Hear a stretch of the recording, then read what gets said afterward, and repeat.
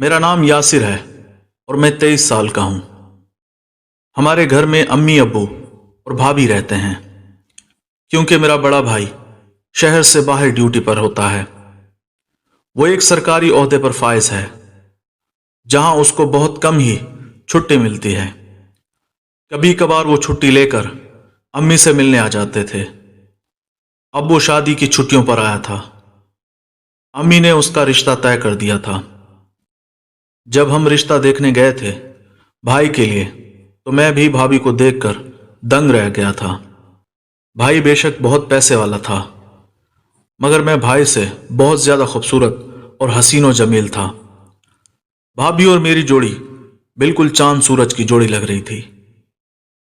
بھائی بالکل ابو پر چلے گئے تھے۔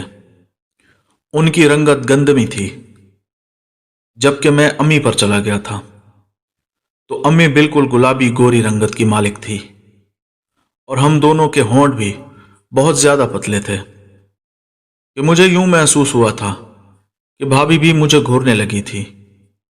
یہ رشتہ ایک رشتے والی خالہ نے کروایا تھا۔ جب ہم پہلی بار وہاں گئے تو پہلی دفعہ میں ہی رشتہ پکا ہو گیا۔ امی نے سب کو وہاں مٹھائیاں کھلائی۔ جب سب لوگ خوش ہو گئے تو ہم لوگ واپس آنے لگے۔ تبھی بھابھی نے مجھے رکنے کا اشارہ کیا اور میرے منہ میں ایک رسگلہ ٹھونس دیا۔ میں ان کی حرکت پر بہت زیادہ خوش ہوا تھا۔ اس کا مطلب تھا کہ میری بھابھی بہت خوش مزاج ہے اور ہماری خوب بنے گی۔ میں اب گھر پر فارغ بیٹھا ہوتا تھا اور کسی نوکری کی تلاش میں تھا۔ ابو کا اپنا بزنس تھا جبکہ بھائی باہر نوکری کرتے تھے۔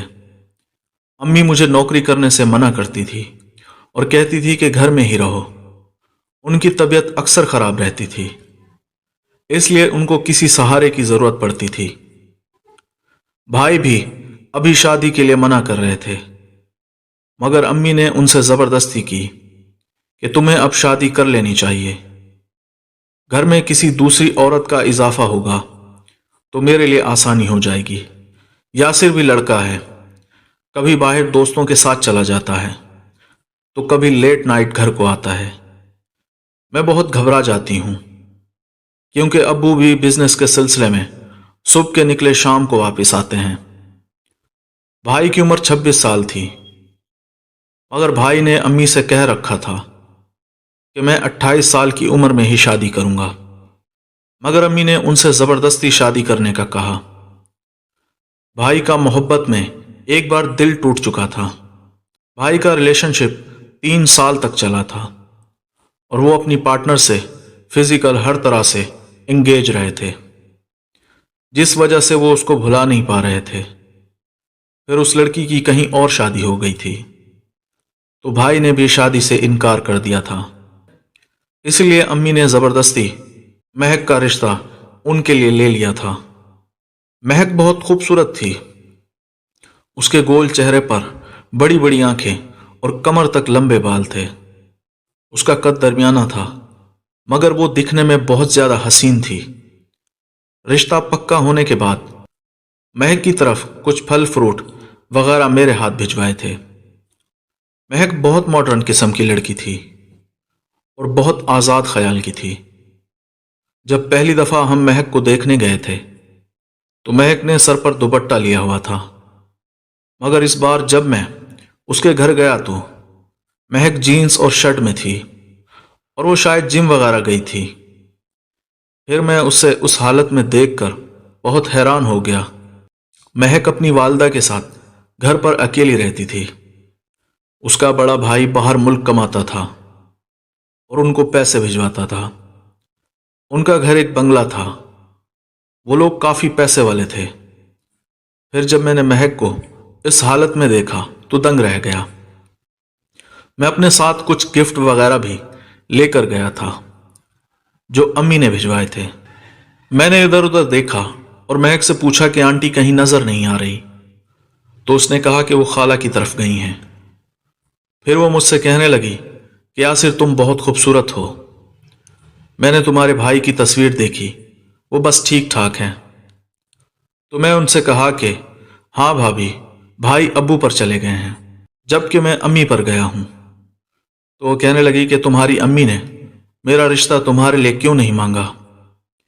پھر میں ان سے کہنے لگا کہ امی کو فی الحال میری شادی کی کوئی جلدی نہیں تھی، وہ بھائی کی شادی کروانا چاہتی تھی، کیونکہ بھائی نوکری کرتا ہے اور اس کی لائف سیٹل ہے، جبکہ میں ابھی کسی عہدے پر فائز نہیں ہوں۔ تو وہ کہنے لگی کہ شادی سے کیا ہوتا ہے، مجھے پیسے کی کوئی کمی نہیں ہے، مگر اب بڑوں کی کمٹمنٹ ہو گئی ہے تو مجھے بھی کوئی مسئلہ نہیں ہے۔ مہک یہ کہہ کر شیشے میں اپنے پسینے صاف کرنے لگی۔ میں دیکھ رہا تھا کہ مجھے دیکھ کر مہک کے تیور کچھ بدل چکے تھے۔ کچھ ہی دنوں بعد بھائی بھی گھر آ گیا، شادی کی تاریخ رکھوا دی گئی اور نکاح کر کے ہم مہک بھابھی کو گھر لے آئے۔ وہ دلہن بن کر بلا کی حسین لگ رہی تھی۔ وہ شہر کے مشہور پارلر سے تیار ہو کر آئی تھی، مگر بھائی کا اس پر بالکل بھی دھیان نہیں تھا۔ بھائی اپنے خیالوں میں گم تھا۔ میں نہیں جانتا تھا کہ ان کی پہلی رات کیسے گزری تھی۔ جب صبح وہ دونوں ناشتے پر آئے تو بالکل نارمل تھے۔ مہک مجھے تھوڑی اداس معلوم ہو رہی تھی، جبکہ بھائی بالکل ٹھیک ٹھاک موڈ میں تھے۔ کچھ دن یوں ہی گزر گئے۔ مہک مزید اداس ہوتی جا رہی تھی۔ میں سمجھ نہیں پا رہا تھا کہ ان کے بیچ کیا چل رہا ہے۔ پھر ایک رات میں باہر اپنے دوست سے فون پر باتیں کر رہا تھا، جب مہک صحن میں آئی اور کہنے لگی مجھے تم سے کچھ ضروری بات کرنی ہے۔ میں نے فون بند کیا اور اس سے کہنے لگا کہ جی بھابھی بولیں۔ اس نے کہا کہ تمہارا بھائی مجھے بالکل بھی پسند نہیں کرتا۔ اس نے شادی سے پہلے مجھے یہ بات کیوں نہیں بتائی تھی؟ اب میری زندگی برباد کر کے وہ خاموش ہے۔ پھر میں نے اس سے کہا کہ بھابھی آپ کو ایک بات سچ بتاتا چلوں، بھائی کسی لڑکی کو پسند کرتے تھے۔ جب ان کو وہ نہیں ملی تو ان کا دل شادی سے بالکل ٹوٹ چکا تھا۔ وہ یہ شادی نہیں کرنا چاہتے تھے، مگر زبردستی امی نے ان کی شادی کروائی تاکہ گھر میں بہو آ جائے تو رونق لگ جائے۔ وقت لگے گا مگر بھائی آپ کے ساتھ صحیح ہو جائیں گے۔ اس نے کہا کہ مجھے کوئی صحیح نہیں ہونا، وہ میرے حقوق ادا نہیں کر رہا۔ یہ بات مجھے چڑچڑا کر رہی ہے۔ میں ذہنی مریض ہوتی جا رہی ہوں۔ یہ کیسے ممکن ہے کہ ایک لڑکا لڑکی ایک ہی کمرے میں رہیں اور ایک دوسرے کے جذبات کو نہ سمجھیں؟ مجھ سے اب برداشت نہیں ہو رہا۔ یہ کہہ کر بھابھی بہت غصہ ہو گئی۔ میں نے بھابھی کو کاندھوں سے پکڑ کر تھاما اور کہنے لگا آپ پلیز اتنا مایوس کیوں ہو رہی ہیں؟ اس نے میرے ہاتھوں کی طرف دیکھا اور کہنے لگی کہ ٹھیک ہے، میں تمہاری بات مانوں گی، مگر تمہیں بھی میری ایک بات ماننی ہوگی۔ میں نے کہا جی بھابھی بولیں۔ تو بھابھی کہنے لگی کہ میرے حقوق تم ادا کر دو، تمہارا بھائی نہ صحیح تم ہی صحیح۔ میں نے فوراً سے اسے ہاتھ چھڑا دیا اور کہنے لگا بھابھی یہ کیسی باتیں کر رہی ہیں آپ، میں آپ کا دیور ہوں۔ تو وہ بھابھی کہنے لگی تو کیا ہوا، دیور ہو تو کیا تمہارے پاس وہ چیز نہیں ہے جو مردوں کے پاس ہوتی ہے؟ میں نے کہا کہ نہیں ایسی بات نہیں ہے، اگر بھائی کو پتہ چلا تو وہ بہت برا مان جائیں گے۔ تو بھابھی کہنے لگی کہ اسے ان سب چیزوں سے کوئی بھی فرق نہیں پڑتا، ویسے بھی وہ اس ہفتے کو واپس جا رہے ہیں۔ پھر میں بھابھی سے کہنے لگا کہ کیا واقعی آپ دونوں کے بیچ میں ابھی تک کچھ بھی نہیں ہوا؟ تو وہ کہنے لگی کہ نہیں، ابھی تک تمہارے بھائی نے مجھے ہاتھ تک نہیں لگایا۔ میں بہت حیران ہوا کہ بھائی نے بھابھی کے ساتھ بہت غلط کیا ہے۔ پھر میں نے بھابھی سے کہا کہ ٹھیک ہے، میں ہی آپ کا حق ادا کروں گا، مگر میری امی کا دل رکھنے کے لیے آپ کو اسی گھر میں رہنا ہوگا۔ وہ مان گئی۔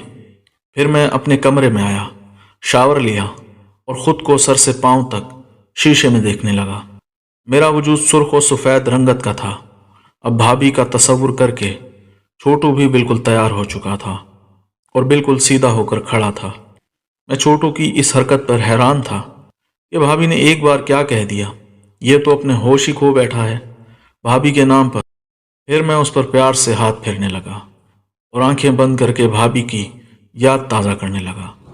صبح کو جب میری آنکھ کھلی تو میں فوراً سے باہر اٹھایا۔ سب لوگ ناشتہ کر رہے تھے भाभी मुझे देखकर बहुत खुश हुई और जल्दी से मेरे सामने ऑमलेट और पराठा रख दिया और मेरे बालों में हाथ फेरने लगी। कहने लगी, देवर जी इतनी देर तक सोते रहते हैं, क्या रात में जागते हैं? मैंने कहा, नहीं भाभी, वो बस ऐसे ही। नाश्ते पर उस वक्त सिर्फ मैं और मेरी भाभी मौजूद थे। फिर वो कहने लगी कि मेरी याद तो आई होगी। मैं हंस पड़ा और कहने लगा कि आपको कैसे पता चला? उसने कहा कि तुम्हारे चेहरे से। फिर जब भाभी ने मेरे सामने चाय पेश की तो मैंने उसके लाल टमाटर को आहिस्ता से छुआ। उनके अंदर एक करंट दौड़ गया। वो कहने लगी कि बड़े शरारती हो। फिर मैंने आहिस्ता से उसको दबा दिया और कहने लगा कि आपने ही खुली छूट दे रखी है। किसी के चलने की आवाज़ आई तो वो फौरन से मुझसे अलग होकर खड़ी हो गई। अब वो घर में अम्मी के साथ काम काज में हाथ बटाने लगी थी। आज भाई की फ्लाइट थी। शाम में वो रवाना होने वाले थे। वो बहुत मायूस थे क्योंकि वो इस शहर में आना ही नहीं चाहते थे, इसलिए उन्होंने ये शहर ही छोड़ दिया था। हम सब ने भाई को सी ऑफ किया। अब मैं और भाभी बहुत खुश थे क्योंकि हमारी मौजें लगने वाली थी। मगर मैं देख रहा था कि अम्मी की हम पर सख्त नज़र थी। अम्मी को ये बात हरगिज़ पसंद ना आती थी कि मैं भाभी से हंसकर बात करूं। वो हमेशा मुझे डांट दिया करती थी कि भाभी से दूर रहो। इसलिए मैं अम्मी से अब नज़रें बचाता हुआ भाभी के कमरे में चला जाता। अब जब मैं भाभी के कमरे में दाखिल हुआ तो भाभी अच्छे से मेकअप करके तैयार होकर बैठी थी। मैंने कहा कि कहाँ जाने का इरादा है? मैं उनके पीछे जाकर खड़ा हो गया। वो खुद को शीशे में देख रही थी और बला की हसीन लग रही थी। उसने येलो ड्रेस पहना हुआ था और अच्छे से तैयार हुई थी। फिर मैंने पीछे से उनको अपने हसार में ले लिया। अब हम दोनों एक दूसरे के साथ बिल्कुल लग कर खड़े थे। मैं उनके कान में सरगोशी करने लगा कि कुछ महसूस हो रहा है आपको पीछे से। वो कहने लगी कि बहुत अच्छी तरह से। फिर मैं कहने लगा कि कैसा महसूस कर रही हो? तो वो कहने लगी कि बहुत ज़्यादा अच्छा। फिर मैं उससे कहने लगा कि ठीक है, फिर रात 11 बजे मैं आऊँगा, तैयार रहना। फिर मैं वापस चला आया। अब मेरे अंदर भी बेचैनी बढ़ चुकी थी। मैं रात 11 बजने का इंतज़ार करने लगा क्योंकि 10 बजे अब्बू घर आते थे और दवाइयाँ खाकर अम्मी अब्बू सो जाते थे। उनके कमरे की लाइट ऑफ थी। मैं बाहर का दरवाज़ा बंद करके अब भाभी के कमरे में दाखिल हो गया था। भाभी एक साइड पर चेहरा करके लेटी हुई थी।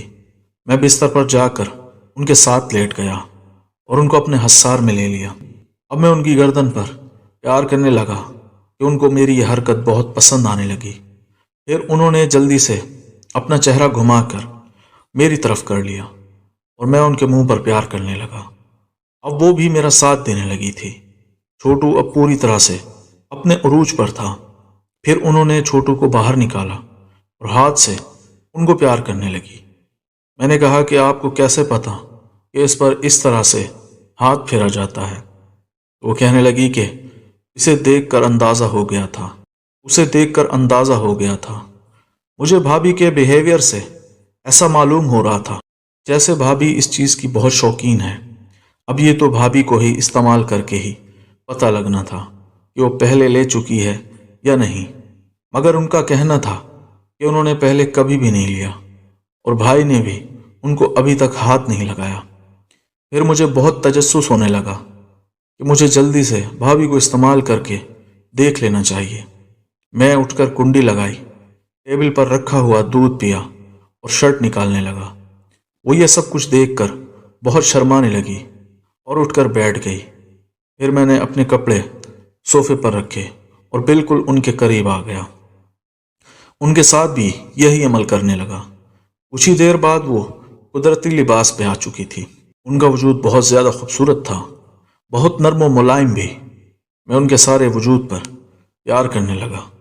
मेरी भाभी मुझसे खुद ही मांगने लगी और कहने लगी कि यासिर अब जल्दी से अंदर करो, मुझे बहुत ज़्यादा बेचैनी हो रही है। मैंने कहा कि जी इतनी जल्दी क्या है, अभी आपको तैयार करूँगा फिर ये सब कुछ करूँगा। मैंने आहिस्ता से भाभी को लिटा दिया और ख़ुद उनके बीच में आकर बैठ गया। मैं उनके कैद खाने को घूर रहा था जो काफ़ी मचल रहा था और उससे गर्म पानी बहने लगा था। میں نے آہستہ سے اس پر ہاتھ پھیرا اور اس پانی کو محسوس کیا تو بھابھی بالکل اچھل پڑی۔ اب ان سے بالکل بھی برداشت نہیں ہو رہا تھا۔ میں نے اپنا ہاتھ تھوڑا سا اس پر پھیرنا شروع کیا۔ بھابھی بالکل تیار ہو چکی تھی۔